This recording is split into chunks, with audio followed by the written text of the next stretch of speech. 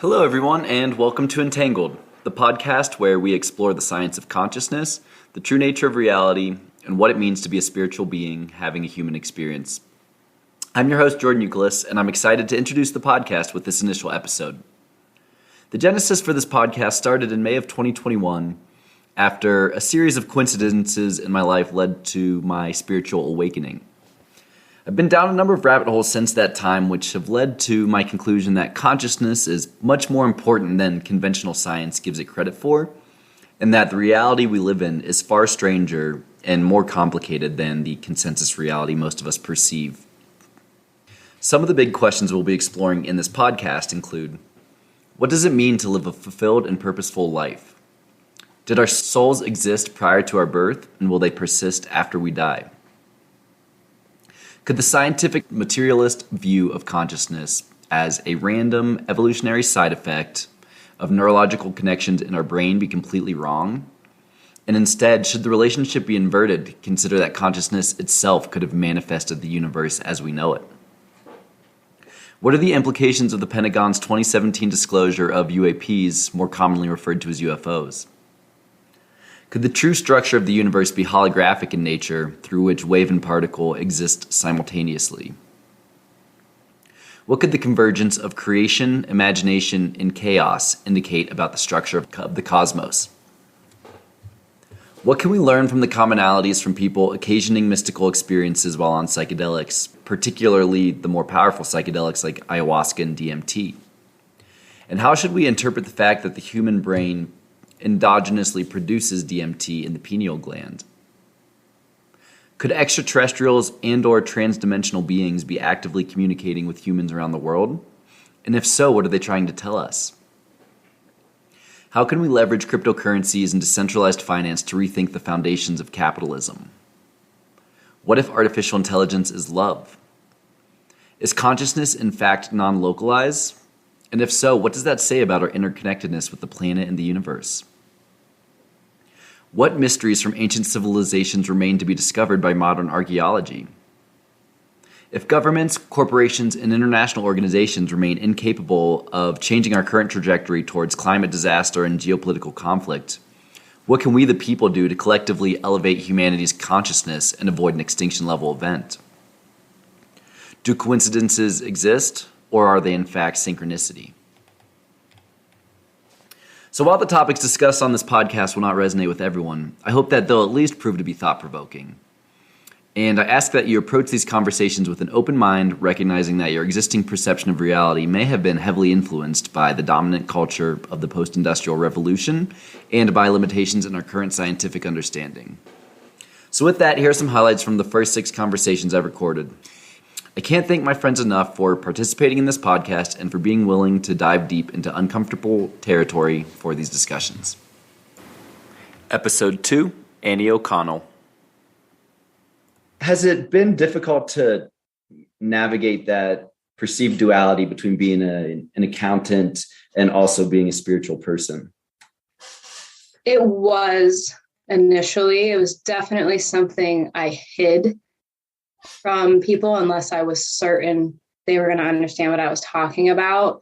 And I also come from 2 parents on opposite sides of the spectrum. I have my father's a CPA and my mother's a spiritual medium. So like I've seen the duality my entire life, experience it within myself. I can see parts of both of my parents within me. And I think when I was younger, I was afraid of being weird or being like not taken seriously, especially because like accountants are very like rule driven and black and white. We got the numbers. We just need to know where they go. So I would hide it for a long time. And then like every once in a while, you kind of like stumble across, especially in San Diego, you stumble across some other hidden spiritual people in the accounting world. Or you see each other, you're like, we gotta talk. Yeah. So over time, I kind of just got more comfortable in my own skin. Also found a lot more of those hidden spiritual people. As mental health has come really to the forefront, especially with the pandemic, people are seeking out more and more ways to heal themselves, to feel better. And spirituality has been one of those really common ways to do that. So I think within the last year, I've just been like, I am who I am. So I'm going to not always lead with that, not always like cram my spiritual practice down people's throats, but just be really open about it and open to answering questions and not holding back. Episode 3, Jeff King. I think it's interesting that the most powerful thing is really the human imagination. And what's also crazy is how far we have come from different things to where technology now is literally indistinguishable from magic. But if we've been around for so long, if you look at the span of the first car to the Tesla now, it really hasn't been that long. Or if you want to break it down even further, the first iPhone to what the newest iPhone is, it's ridiculous. Like 14 years? Yeah, something like that. So think about if there are other civilizations out there that we don't know about and they can visit us. If they're visiting us, then clearly they have been around for so much longer and tapped into something technologically, spiritually, all that we just don't have access to. I think a lot of us are trying, but I think a lot of people also refuse to believe it, or maybe their imagination just isn't open enough. Episode 4, Casey Lott. And you talked about two sides of the coin earlier, and then we think back to your childhood trauma. Yes, obviously it was horrible experiences that you had to go through, but on the other side, it's inspired all this creativity and passion and helped you really find your true calling. Yeah, I think it was my will to just resist that level of control of that religion, of my people. I really believe that my father's abuse came from him being suppressed and not being able to be self-expressed and accepted for that self-expression. And I think it drove him mad. And I think seeing other people that were very self-expressed, he very quickly wanted to control and suppress. It's like, if I don't get to do it, you don't get to do it. I think not being able to express yourself creatively can cause a lot of self-pain and harm. I got really lucky with the death of my older sister because it's almost like when you have one of those really, really bad breakups, any kind of like dramatic loss at that level that tears you to pieces. The benefits to that are when you come out on the other side of it, if you do, some people don't, but if you come out on the other side of it, there is a little bit of invincibility that happens where you're just like, you get in that next relationship and you're like, a little bit more fuck it in your system. You're like, I don't give a shit if this guy likes me. I've done been through crying on the bathroom floor. Listen, let's everybody relax. Yeah. Episode 5, Mikey Link. Next question for you. Who is Callie? Callie is, dude, she's the sweetest soul I've ever fucking met. I know on the outside, on the exterior, people think, oh, she's skittish, she's abrasive, whatever. But dude, I truly believe dogs, they're better than people, dude. We've got people in our family that they think the way we treat Callie, they're like, well, it's just a dog. And I'm like, what do you mean just a dog? You're just a person. And what do you mean just a person, just a dog? It's like, they have the same fucking soul that you do. And anyway, going back to Callie, dude, she's the sweetest, kindest soul I've ever fucking met.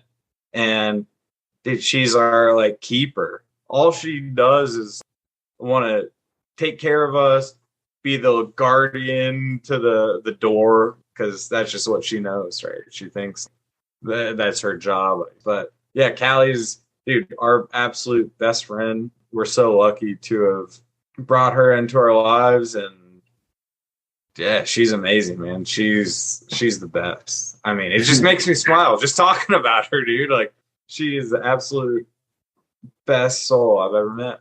Episode 6, Lexi Thodos. And so I'd love to shift to another part of the body that in Western medicine has been misunderstood, or at least understanding has been very limited. And it seems like there's some really exciting new research coming out in recent years, and that is, of course, the pineal gland. Yeah, I mean, oh, God, you're going to get me going on the pineal gland. It is the coolest, craziest. Okay, well, let's start out.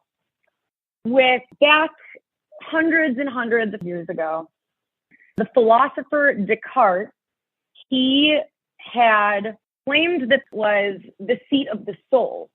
And this is way before they had any technology to really dive in and see what was going on, what it was, what it's doing. But, like you said, fast forward to today, and we've learned so much more about it. The pineal gland is a tiny little gland sitting at the back in your brain. It's probably the size of a big piece of rice, very, very small. But the pineal gland is neuroendocrine gland that makes serotonin and melatonin, which that alone is crazy because that is basically the process of taking sensory input from our eyes via visible light and being able to take that frequency and register it via our pineal gland. And from there, either start producing and secreting serotonin if it's the morning and we see sunlight, or melatonin at night. And that encapsulates pretty much the essence of our circadian rhythm. Episode 7, Pete Carabas. So you think gold has a fixed supply? Not really. It's rare, but it doesn't have a fixed supply. Bitcoin is this digital perfection where it's this big code where you can't print more Bitcoins. You still even hear politicians who have no idea what they're talking about say this, like, oh, we can print more Bitcoins. No, that's not how it works. You're missing the point. So Bitcoin, in my mind, validates the whole thing. Bitcoin is almost the foundation of cryptocurrencies. Yeah.